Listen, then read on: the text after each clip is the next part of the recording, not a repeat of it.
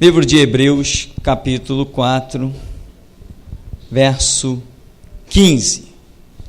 Porque não temos sumo sacerdote que não possa compadecer-se das nossas fraquezas. Antes, foi ele tentado em todas as coisas, à nossa semelhança, mas sem pecado. Amém? Podem sentar em nome de Jesus.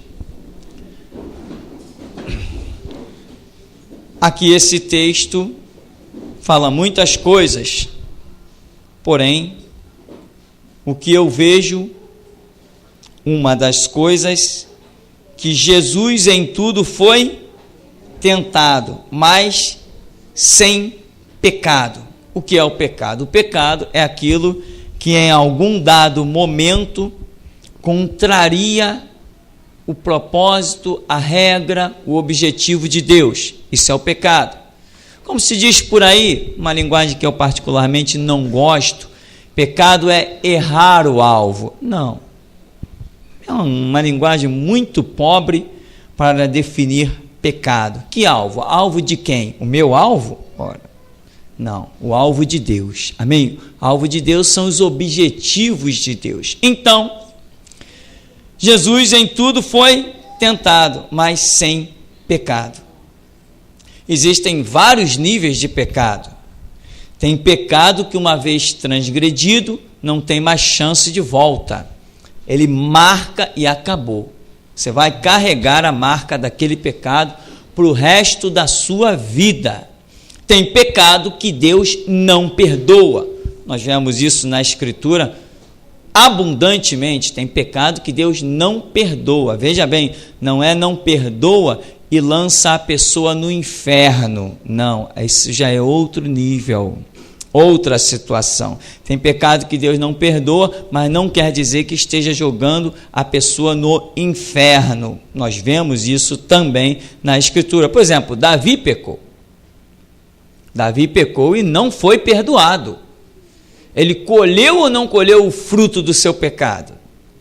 Colheu. O juízo foi todo decretado com relação ao pecado de Davi. Então o pecado de Davi foi perdoado? Não. A versão que se equipara ao original diz que o pecado foi traspassado. Pecado traspassado não é pecado perdoado. Pecado perdoado é quando não pagamos por ele. Davi pagou pelo seu erro. Isto foi um pecado que Deus não perdoou. Mas o que vemos é que Jesus, o autor de Hebreus aqui diz que ele foi semelhante, foi tal como nós, mas sem pecado. Ou seja, em toda a sua vida, em tudo que ele fez, até quando escolheu Judas, né, que se tornou um traidor, seja lá, tudo que Jesus fez, quando virou a mesa dos cambistas, quando chamou os escribas e os fariseus de hipócritas, não houve pecado, ele estava certíssimo, foi perfeito. Foi perfeito em virar a mesa dos cambistas, em pegar o chicote e sair batendo em tudo, chamar os escribas e os fariseus de hipócritas, chamar Herodes de raposa. Ele foi perfeito. Amém, irmão? Não importa que não entendam o que você faça, importa se diante dos olhos de Deus você esteja perfeito. Então, esta é a visão da perfeição sobre a pessoa de Jesus. Ah, sim, Jesus transgrediu o sábado e deu autoridade aos seus discípulos para transgredir. Ele estava perfeito. Amém?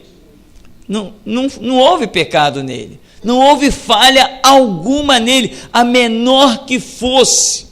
Porém, com todos os demais homens de Deus, servos de Deus, enquanto eu vou falando, você pode ir para 1 Coríntios capítulo 11. Com todos os demais servos de Deus, nós vemos que não foi assim essa perfeição. Nós vemos a glória proposta sobre a vida de Moisés, mas ele foi perfeito? Não. Deus disse para ele, ordena a rocha, e ele bateu na rocha, e isso lhe custou caro. ele não entrou na terra prometida.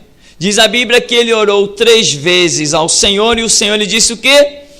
Não me toques mais neste assunto. Ou seja, Deus não o perdoou. Mas Moisés foi para o inferno? Não. Conferindo Mateus 17, nós vemos que Moisés foi arrebatado. Todavia, perdoado daquela infração? Não. Colheu o fruto do seu pecado? Sim. Moisés não foi perfeito. Mas deveria ter sido, recebeu uma palavra direta do Senhor. Moisés, vai lá e ordena a rocha, me santifica diante dos filhos de Israel. Moisés foi lá, revoltado, pegou o cajado. Seus rebeldes, seus murmuradores, vocês querem água? Então está aqui a água e pá! Meu irmão, ire-se com quem você quiser se irar. Discuta, bata o pé, mas não transgrida a palavra de Deus. Isso te custará caro. Não deixe que as pessoas... a Bíblia diz o que? Andarão 2 juntos se não tiverem de acordo. Meu irmão, se você está saturado, se a tua mulher está pegando no teu pé, está te tirando da graça, meu irmão, abandona a tua mulher, mas não abandona Deus. Para que não fique só os homens dando glória a Deus. Irmã, se teu marido está pegando no teu pé, está te tirando da graça, abandona o teu marido, mas não abandona o teu Deus. Agora eu vi um glória só feminino. Querido, essa é a realidade. Ninguém vai... Tem alguém de mão dada aí? Mas pode ter certeza que no céu você não vai entrar de mão dada, a não ser com Cristo Jesus. Isso é uma questão de libertação, crescimento espiritual, entendimento. Amém? Estou errado? Com salvação não se brinca. Quem quer conhecer o calor da chama do inferno aí? É melhor perder um casamento do que perder a salvação. Está te tirando da graça? A Bíblia já diz, não andarão 2 juntos se não tiver de acordo. Busca a direção de Deus e segue teu caminho. Eu jamais valorizarei um casamento acima da salvação ou de um ministério. Amém? Espero que seja um amém mesmo, porque o céu é para os fortes e para os valentes, irmão. Então aqui vemos o fato com a vida de Moisés. Uma pena, um homem daquele, dá uma pena realmente.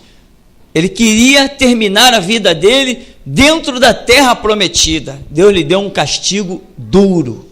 E ele tanto disse que ele orou 3 vezes com lágrimas, não adiantou, e Deus ainda deu uma bronca e disse para Moisés, não me toques mais neste assunto. Vem Josué. Josué, Deus vai se manifesta a Josué. Josué, levanta-te, dispõe-te, tu farás este povo herdar a terra que sob juramento eu jurei a seus pais que lhes daria. Josué vem e faz aquela glória. De repente Josué transgride. Josué comete um pecado simples, tênue, mas aquele pecado de Josué custou a morte de pessoas lá na frente. Você já sabe, foi a aliança que ele fez com os gibeonitas. Porque diz a Escritura que Josué não consultou ao Senhor e fez uma aliança com os gibeonitas. Meu irmão, você tem que consultar ao Senhor. Hora de decisão é hora de oração. Então não adianta. Por mais que pareça bom, certo, perfeito aos seus olhos, pode ser um pecado diante dos olhos de Deus. Se você não consultou a ele, não vá depois querer cobrar dele, porque ele vai dizer assim, ó, você não me perguntou nada. Você vive dizendo que é o meu servo, mas na hora das decisões você toma as suas decisões. Então, hora de oração, hora de decisão, é hora de oração. Josué também, olha, Josué, não era brincadeira não, aquele homem, hein? Mas cometeu seu erro? Cometeu. Então aí em 1 Coríntios, capítulo 11, eu quero continuar vendo com você erros, porque nós já vimos que na Escritura está nua, clara, patente, evidenciada a manifestação de 3 seres. Quais são eles? Deus, o homem e o diabo. Neste livro que nós chamamos Bíblia, a palavra de Deus, encontramos a manifestação e a palavra de três seres. Deus fala nessa Bíblia e se manifesta nela, o diabo fala nessa Bíblia e se manifesta nela, e os homens falam na Bíblia e se manifestam nela. Quem não entendeu isso, isso seria o beabá do Evangelho. Mas a queda da igreja foi tão vergonhosa, tão vertiginosa, que hoje aquilo que, meu irmão, deveria ser tão claro, é dúvida na cabeça de muita gente. E só o Espírito Santo, mas ninguém consegue fazer essa obra. Só o Espírito Santo consegue hoje arrancar as teias de aranha e as cicatrizes e os traumas da nossa mente para nos revelar a verdade.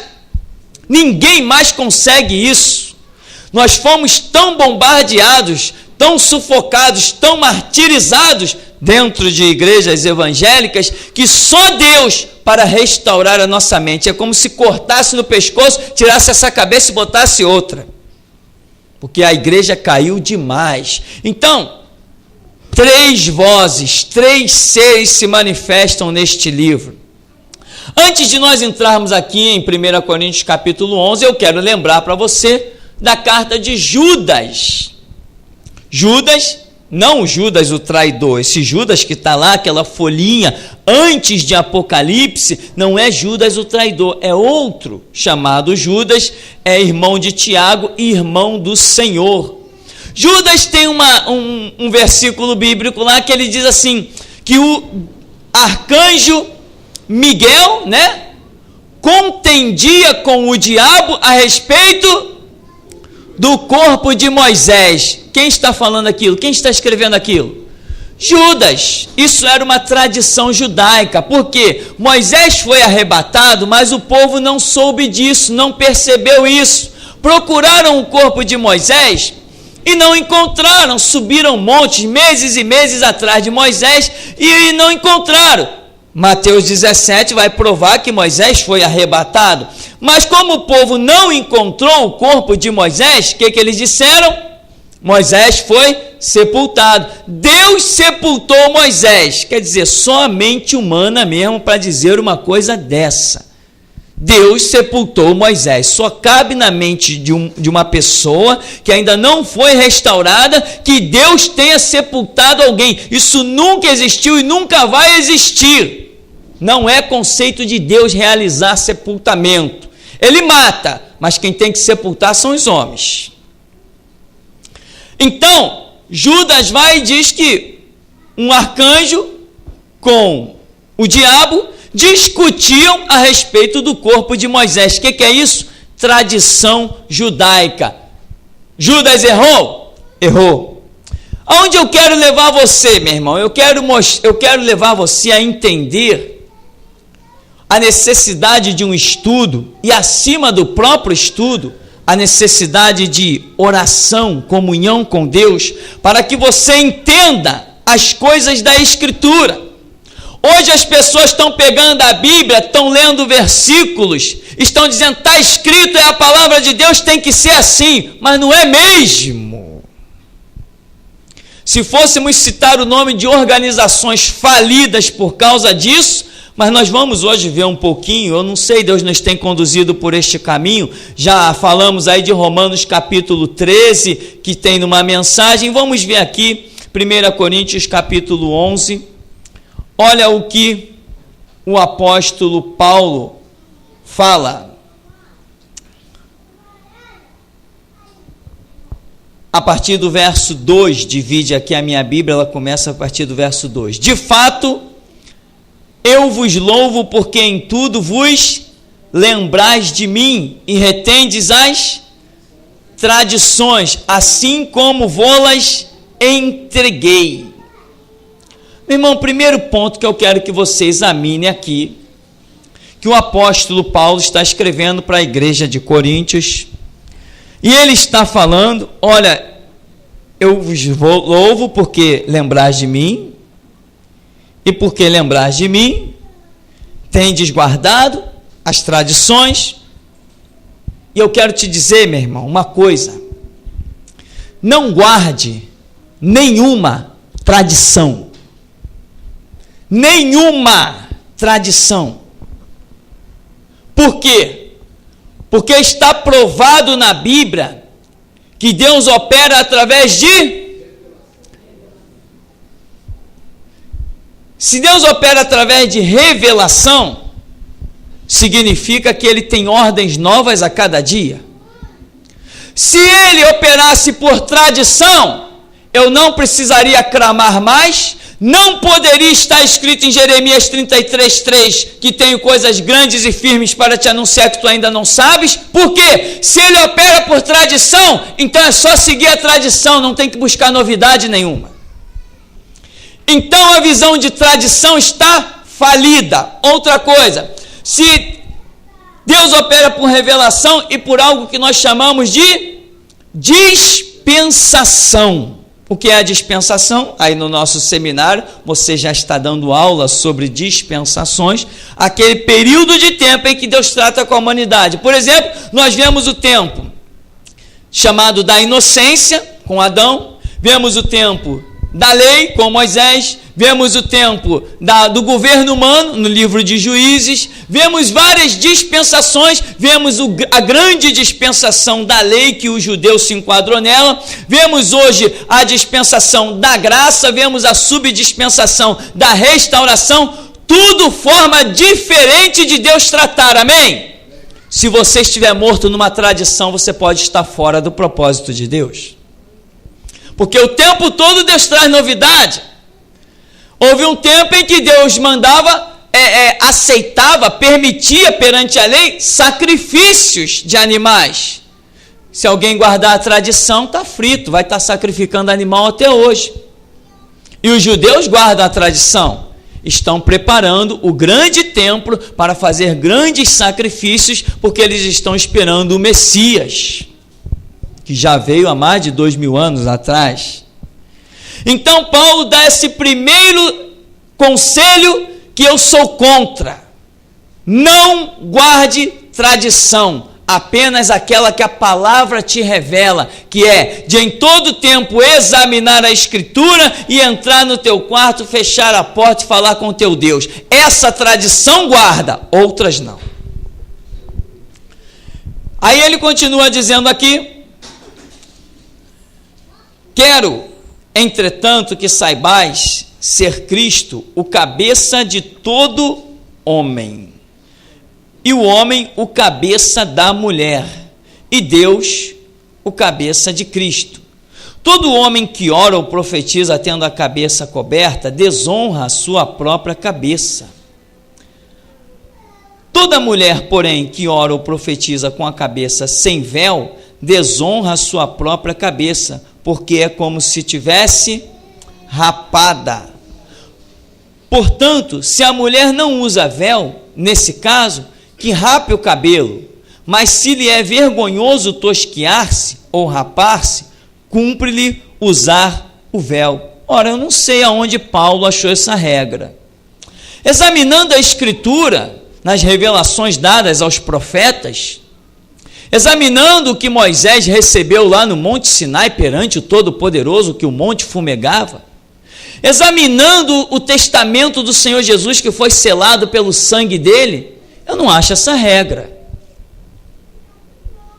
Aí está o homem falando, quer seguir o conselho do homem? Está aí. Aí está o homem Paulo, e ele diz, olha, ele diz assim com todas as letras: todo homem que ora ou profetiza tendo a cabeça coberta, desonra a sua própria cabeça. Quem deu essa regra para Paulo? Será possível? Eu nunca encontrei ninguém falando isso da parte de Deus. Toda mulher, porém, que ora ou profetiza com a cabeça sem véu, desonra a sua própria cabeça, porque é como se tivesse rapado. Eu não sei quem deu essa regra para o apóstolo Paulo. Mas lá em cima ele falou de tradições. Isso aqui era um costume do Império Romano e de povos antigos, que a mulher usava um véu. Que a Igreja de Jesus Cristo tem a ver com os conceitos da sociedade? Se a igreja veio justamente para quebrar os protocolos sociais e trazer uma nova regra, fundamentada no sangue de Cristo e na palavra do testemunho. Portanto, se a mulher não usa véu, nesse caso que rape o cabelo. Quem disse isso para ele? Mas se lhe é vergonhoso tosquiar-se, então cumpre-lhe usar o véu. Quem deu essa regra? Examinando os evangelhos, nos ensinamentos do Senhor Jesus, nós não achamos nada disso. Mas você não conhece aí um bando de pastor pateta? Eu ia dizer palhaço, mas não vou dizer pateta. Que manda a igreja usar véuzinho na cabeça. E fica lá as irmãs tudo tricotando véuzinho, né? Uma tricota um véuzinho azul, a outra um véuzinho rosa, e toma-lhe tricotar véuzinho, vende véuzinho na igreja. Meu irmão, patetice! Somos discípulos de Jesus Cristo. Não seguimos regras de homens. E se Paulo não tivesse escrito isso aqui para Coríntios, ele não escreveu em nenhum mais outro lugar, para nenhuma outra igreja, então isso foi regra só para a igreja de Coríntios? Cuidado, irmão, para se você de repente não está seguindo o conselho de homens. Moisés foi um grande homem de Deus, mas errou. Josué foi outro, mas errou. Davi foi um grande homem de Deus, mas mandou contar o censo, e por causa do erro de Davi, quantos caíram do povo? 70 mil. Davi foi um grande homem de Deus, mas adulterou com uma mulher e mandou matar o marido da mulher, botando ele lá numa guerra que ele sabia que o homem ia morrer. Você tem que aprender, como Paulo diz. Paulo tem os eletrocardiogramas, que é um caso sério. Mas quando ele está lá em cima e não lá embaixo, ele diz assim, olhando para Cristo, autor e consumador da nossa fé, e o Espírito Santo vem e diz assim, amém, é assim mesmo. Agora, meu irmão, entra no quarto e tem intimidade com Deus, para que quando você se deparar com certas situações em que o Espírito Santo diga, não é assim, quem manda é Ele. Tem que ter um discernimento fantástico, tem que pagar preço, tem que ter horas de oração, tem que ter milhares de horas de leitura bíblica. Você tem que ser obreiro aprovado, com a língua afiada, pena de um destro escritor. Paulo diz em 2 Timóteo capítulo 2, verso 15. Como é que ele diz lá? Procura apresentar-te a Deus como obreiro aprovado, que não tem do que se envergonhar e maneja bem a palavra da verdade. Lá ele não falou de tradição, falou de manejar bem a palavra da verdade. É o eletrocardiograma dele funcionando. Então, observa aqui no verso 13, olha só. Julgai entre vós mesmos, é próprio que a mulher ore a Deus sem trazer o véu? Ora, não vos ensina a própria natureza a ser desonroso para o homem usar cabelo comprido? Como é que é? Que natureza é essa que ensina que ter cabelo comprido é desonroso? Sansão foi uma vergonha então, né? Absalão, filho de Davi, era outra vergonha, né? Naquela época os homens faziam um voto, e o sinal desse voto era deixar o cabelo crescer. Lembra o que o anjo disse para a mãe de Sansão? Olha, esse aí será nazireu desde o nascimento, e sobre a sua cabeça não passará navalha. Ora, como é que Paulo está dizendo que ter cabelo grande é desonroso? Irmão, neste livro tem 3 vozes. Discirna. Eu sei que por aí eu sou louco, mas eu vou provar, porque a graça de Deus está sobre mim. Eu vou provar para os teólogos que a teologia deles eu piso em cima. Eu vou provar, porque o Senhor me chamou para isso. E eles já sentiram o clima. Eles já sentiram que eu falo pouco, mas quando abro a boca, pode ser 15 segundos, mas faz um estrago. Amém? Faz. Mas porque não estamos brincando, meu irmão. Evangelho para mim não é fonte de renda. Por isso que eu faço a diferença onde piso. Evangelho para mim não é fonte de renda. É fonte de galardão. Então Paulo está dizendo, é desonroso. Ué, e como é que fica o voto do nazireado? O anjo se manifesta para Jefté e para a mulher dele e diz que, olha, ele não vai cortar o cabelo. Como é que o anjo está dizendo uma coisa e Paulo vem cá na frente? Não, é desonroso. Ué, com que palavra nós vamos ficar? Com a do anjo que se manifestou ou com a de Paulo? Aí você vai, quando as pessoas têm cabelo crescido, que entra nas igrejas, o pastor, palhaço, agora eu tenho que usar a palavra palhaço, porque a ira já acendeu um pouco mais. O pastor palhaço espanta as pessoas dos atos de Deus, porque diz assim, olha, você tem que cortar o cabelo. Quem tem que cortar o cabelo? Ele, por acaso, ele é barbeiro? Irmão, a igreja evangélica está cheia de patetice e pensamentos humanos. Um cabelo curto ou comprido não impede comunhão com Deus. O que impede comunhão com Deus é pecado. Mas se tu és remido e lavado no sangue de Cristo, Ele não está nem aí para o tamanho da tua barba ou do teu cabelo. Ele quer saber se dentro de ti tem princípios sobre os quais o Espírito Santo possa agir. É isso que interessa para Deus.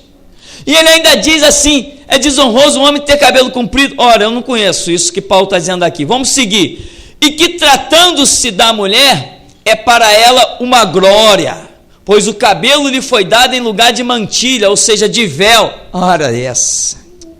Coitada das africanas, né? Coitado das mulheres negras, cujo cabelo é diferente. Paulo, tu caiu feio, meu amigo. Aí no verso 16 diz assim, contudo, se alguém quer ser contencioso, saiba que nós não temos tal costume, nem as igrejas de Deus. Realmente. Ele está com fogo impressionante na questão, dá um conselho que não tem nada a ver, depois ainda quer dizer, olha, se alguém quer ser contencioso, é claro que tem que ser contencioso. Vamos ficar com a palavra dele ou com aquilo que já vem lá atrás? Até os anjos trouxeram palavra do céu. E Paulo está combatendo, está dando um conselho contrário. Então, irmão, cuidado, eu quero ainda ir com você para 1 Coríntios, aí mesmo, no capítulo 14, Paulo vai continuar escrevendo. 1 Coríntios 14, verso 34. Hoje você vai ter que ter um pouco de paciência, irmão. Se você tiver compromisso, nós entendemos, você tem toda a liberdade de sair, amém? Mas aqueles que puderem ficar, nós queremos seguir. 1 Coríntios 14, no verso 34, diz assim: conservem-se as mulheres caladas nas igrejas, porque não lhes é permitido falar, mas estejam submissas, como também a lei o determina. Aqui Paulo está falando de um costume que existia lá no judaísmo. A mulher na sinagoga, ela tinha que ficar calada. Não era permitido para a mulher falar. Um erro, mas fazia a lei. E ele diz, como também a lei determina. Ora, peraí, nós estamos na era cristã ou ainda estamos no judaísmo? Ele está escrevendo para os judeus ou ele está escrevendo para a igreja? Então, meu irmão, a lei já era. Em Mateus 5,17, Jesus diz o quê? Não cuideis que vim destruir a lei e os profetas, mas eu vim cumprir. E ele diz assim, olha, se porém querem aprender alguma coisa, interroguem em casa seu próprio marido, porque para a mulher é vergonhoso falar na igreja. Ora essa. E aí, meu irmão, o que você acha disso, hein? Você, irmã, o que você acha? Paulo está dizendo que é vergonhoso para você falar na igreja. Você concorda com ele? Então você vai ser perseguida que nem eu, amém? A sua teologia é igual a minha, né? Você já conheceu mulheres cheias do poder de Deus pregando? Mulheres cheias do poder de Deus entregando profecias, visões, sonhos proféticos? Mulheres cheias do poder de Deus orando e Deus operando milagres? Como é que Paulo vem dizer que é vergonhoso para a mulher falar na igreja? Primeiro ele cita a lei, depois ele fala da igreja. Se lá na lei tinha uma situação, aqui na igreja tem outra completamente diferente. Como é que a mulher é vergonhoso falar? Quando Jesus Cristo ressuscitou dos mortos, a quem primeiramente ele se manifestou?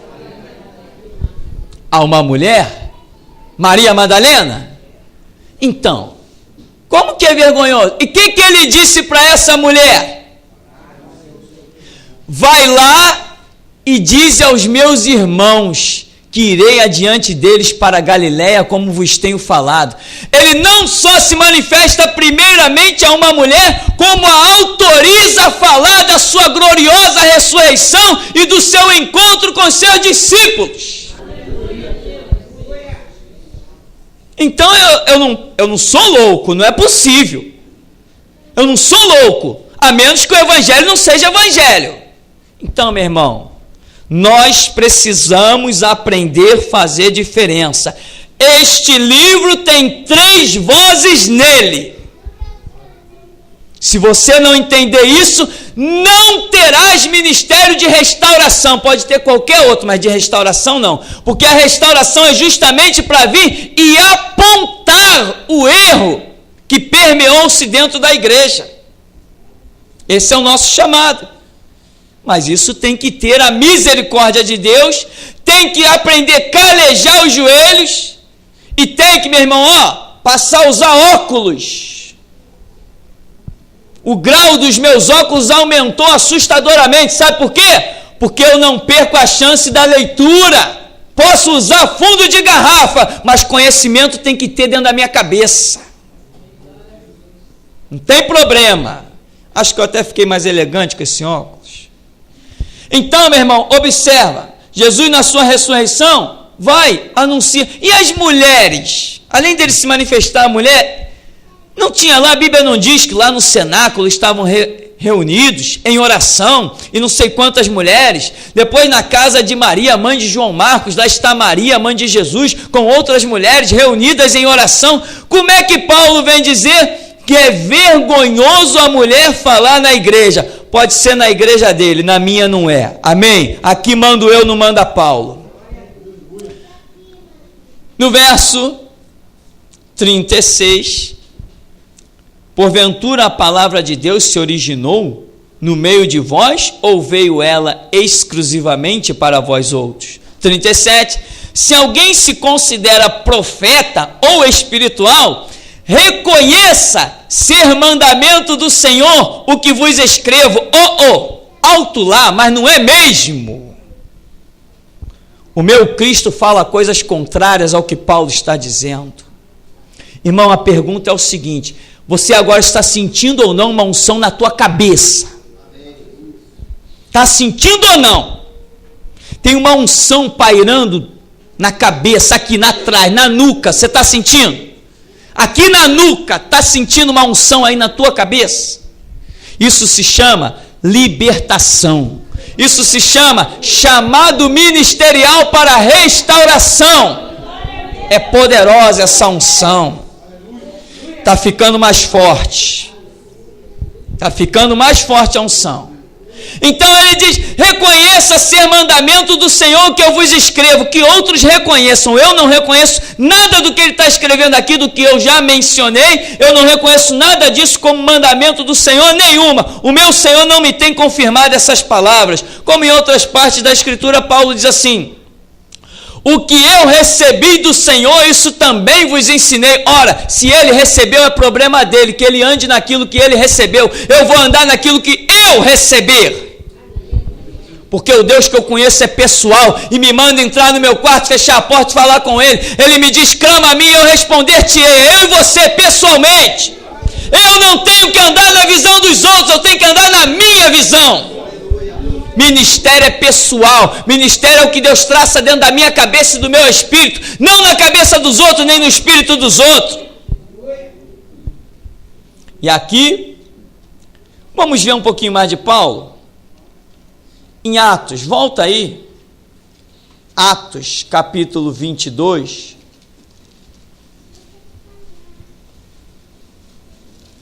Em Atos, capítulo 22, no verso 17. Só para nós vermos que a vontade do homem acontece e também prevalece dentro da Escritura. Amém? A igreja deveria ser uma grande faculdade, mas os pastores viraram muito mercenários. Eles pararam de se preocupar com o crescimento espiritual do povo e começaram a se preocupar com o crescimento financeiro das suas contas bancárias. Como diz Josué Irion, no Brasil os pastores não têm igreja, eles têm um negócio. E que negócio rentoso é esse tal de igreja. Até político está fundando igreja. Então Atos 22, 17 diz assim: tendo eu, Paulo está naquela perseguição, se você observar lá no capítulo 22, no título diz, Paulo apresenta a sua defesa. Quando ele foi para Jerusalém, depois de todas aquelas palavras dos profetas que diziam para ele não ir, aqui ele diz assim, no verso 17, tendo eu voltado para Jerusalém, enquanto orava no templo, sobreveio-me um êxtase, e vi aquele que falava comigo, apressa-te e sai logo de Jerusalém, porque não receberão o teu testemunho a meu respeito. Eu disse, Senhor, eles bem sabem que eu encerrava em prisão e nas sinagogas açoitava os que criam em ti. Quando se derramava o sangue de Estevão, tua testemunha, eu também estava presente, consentia nisso até que guardei as vestes dos que o matavam. Mas ele me disse, vai, porque eu te enviarei para longe, aos gentios. Esse episódio nós já vemos. Paulo aqui já está preso. E ele está dizendo que antes dele ser preso, quando ele estava no templo orando, Jesus se manifestou para ele e disse o quê? Paulo, sai de Jerusalém. Ele não saiu, a vontade dele prevaleceu. Porque ele achava que tinha que pregar para os compatriotas dele, para os judeus. Ele não tinha ministério nenhum em Jerusalém, quem estava lá era Pedro. O negócio dele era como Jesus fala aqui, ó, vou te enviar para os gentios de longe, lá é que era o lugar dele. Mas a vontade de Paulo permaneceu ou não permaneceu? Permaneceu. Ele pregou em Jerusalém? Não. Ele caiu, foi preso, foi trancafiado numa cadeia e lá ficou até ser deportado para Roma, que ele apelou para César. Rolou de um lado para o outro. O que vimos aqui?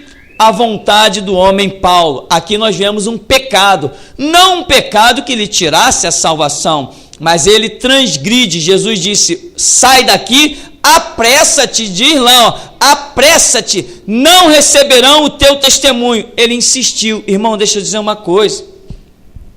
Se você achar que alguém vai morrer e achar que tem que pregar para esse alguém, se Deus te disser não, é não, que morra. Está entendendo, meu irmão? Que morra quem quiser morrer, mas você não pode morrer.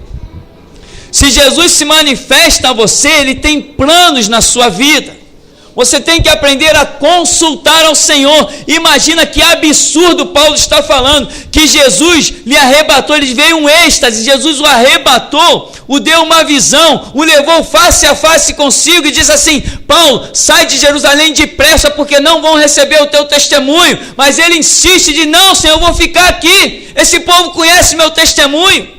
Eu era perseguidor, eu mandei matar Estevão. Não importa o que pensamos, o que achamos, não importa o que achamos que é o melhor, não importa o testemunho que temos que seguir a ordem dele, que mande a ordem dele. Eu quero que você, para não ficar só em Paulo e tantos outros que nós mencionamos, eu quero que você vá para nós concluirmos em Atos capítulo 1. Enquanto você vai passeando até Atos capítulo 1, no intervalo eu quero te lembrar de Saul. Saul, por inveja e por orgulho, gastou todo o seu ministério perseguindo. Era o rei de Israel, Saul, mas errou ou não errou? Errou. Ah, sim, Saul mandou matar 85 sacerdotes. Que absurdo. Porque ele achava que aqueles sacerdotes tinham ajudado a Davi. Salomão foi um homem de Deus, mas errou. Errou tanto que a Escritura diz, a minha Bíblia diz, Salomão errou a tal ponto que permitiu o sacrifício de crianças em Jerusalém. Você tem ideia do que é isso? Quem foi Salomão? Foi o homem mais sábio do mundo. Quando Deus se manifestou para ele, que ele pediu sabedoria, Deus se agradou tanto que disse assim: Salomão, eu vou te dar sabedoria como antes de ti não houve igual e após não haverá. Você será o homem mais sábio do mundo. Este homem mais sábio do mundo permitiu o sacrifício de crianças em Jerusalém. Errou? Errou. Então veja aqui que Atos capítulo 1, a partir do verso 15, nós vamos estar encerrando aqui. Atos 1,15. Naqueles dias levantou-se Pedro no meio dos irmãos, ora compunha-se a assembleia de uns 120 homens, e disse: Irmãos, convinha que se cumprisse a escritura que o Espírito Santo proferiu anteriormente por boca de Davi acerca de Judas, que foi o guia daqueles que prenderam Jesus, porque ele era contado entre nós e teve parte neste ministério. Ora, este homem adquiriu um campo com preço da iniquidade, precipitando-se, rompeu-se pelo meio, e todas as suas entranhas se derramaram. Isto chegou ao conhecimento de todos os habitantes de Jerusalém, de maneira que em sua própria língua esse campo se chama Aceldama, ou seja, campo de sangue. Porque está escrito no livro dos Salmos: fique deserta a sua morada e não haja quem nela habite. E tome outro seu encargo.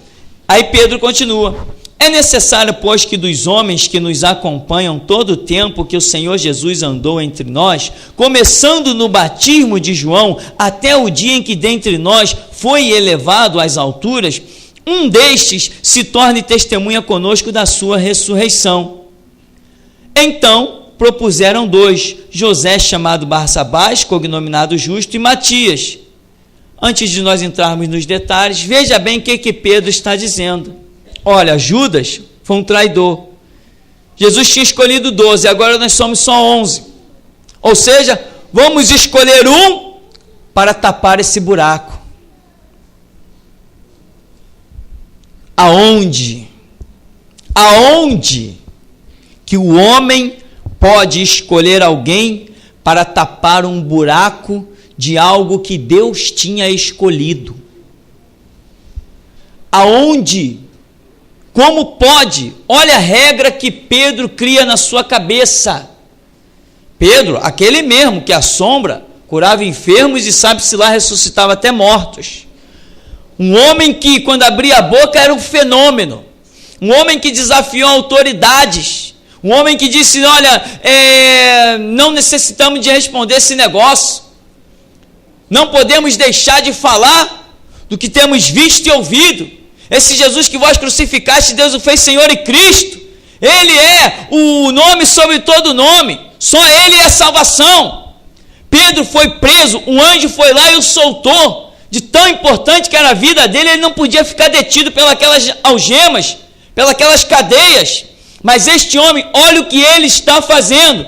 Nós precisamos escolher mais um homem para ocupar o lugar de Judas. Eu pergunto, Jesus disse para ele fazer isso?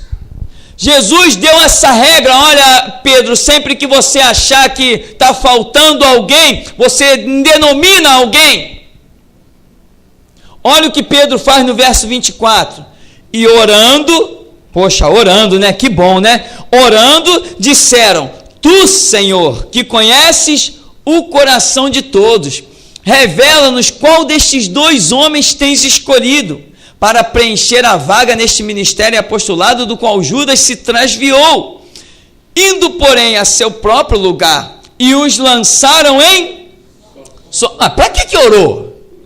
Não estou entendendo para que ele orou. Vindo a sorte recair sobre Matias, sendo-lhe então votado o lugar com os 11 apóstolos. Eu não entendi para que Pedro perdeu tempo de orar. Meu irmão, quem ora, espera a resposta do alto. Quem ora, espera Deus falar. Deus não precisa de ajudinha. Quem ora tem que ouvir Deus. Deus falou alguma coisa. Não, nós oramos, agora vamos lançar sorte. Eu nunca vi escolher um obreiro para essa seara terrível através de sorte. Que absurdo! Nunca em nenhuma história do Evangelho, nem do poder de Deus se manifestando desde Gênesis, nós vemos ninguém ser escolhido através de sorte. Moisés foi escolhido por sorte. Josué foi escolhido por sorte. Pedro foi escolhido por sorte. Como é que Pedro foi escolhido? Jesus Cristo passou a noite inteira em cima de um monte em oração. Quando ele desceu, escolheu os seus 12 apóstolos. Pedro agora, em 5 minutos, sabe-se lá se foi 5 minutos de oração? Não, essa oração aqui deve ter demorado 5 segundos. Orou 5 segundos e decidiu, jogou sorte lá, escolheu Matias. Que absurdo! Só quem pode escolher obreiro para a seara de Jesus Cristo é o próprio Jesus Cristo. Ministério é revelação pessoal. Deus se manifestou a Matias? Aonde? Em que lugar? Quando? Eu não vejo nenhuma manifestação de Deus a Matias. Nesse sentido, nesse episódio aqui, não. Depois é outra história. Matias se tornou um servo de Deus? Sim, Matias foi martirizado até na Etiópia, se não me falha a memória, porque pregou Jesus Cristo. Mas aqui ele não fez parte desse 12º apóstolo de jeito nenhum. Foi um servo de Deus, como tantos outros que deram a vida pelo Evangelho, mas não por causa desse episódio. Aqui Pedro está fazendo o que fazem hoje os pastores patetas. Pastor pateta que consagra outro pastor para a seara. Impossível. Todos nós estamos encerrados debaixo da mesma palavra e nenhum de nós é maior do que o outro. Se nenhum de nós é maior do que o outro, nós não podemos designar nenhum de nós para nenhum canto.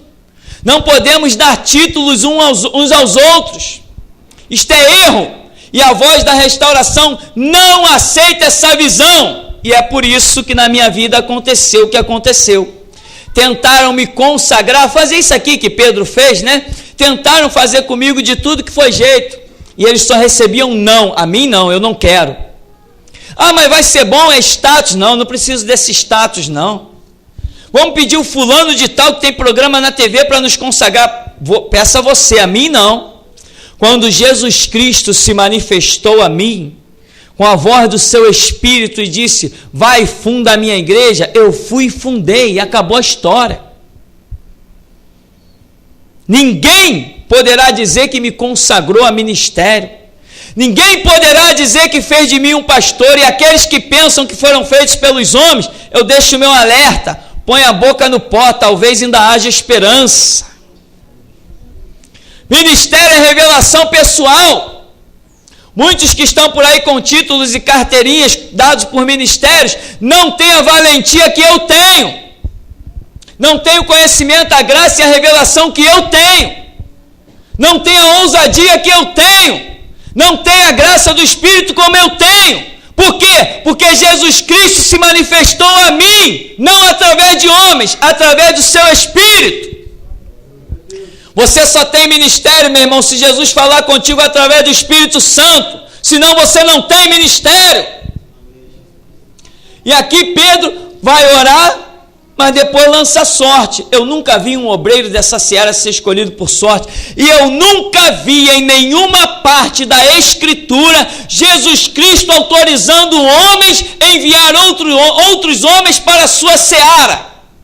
Ele disse, a seara é grande, os obreiros são poucos. Rogai, pois, ao Senhor da seara que envie trabalhadores para a sua seara. Ele mandou que nós rogássemos, mas quem vai enviar? O Senhor da seara. Portanto, meu irmão, não deixe homens te enviar.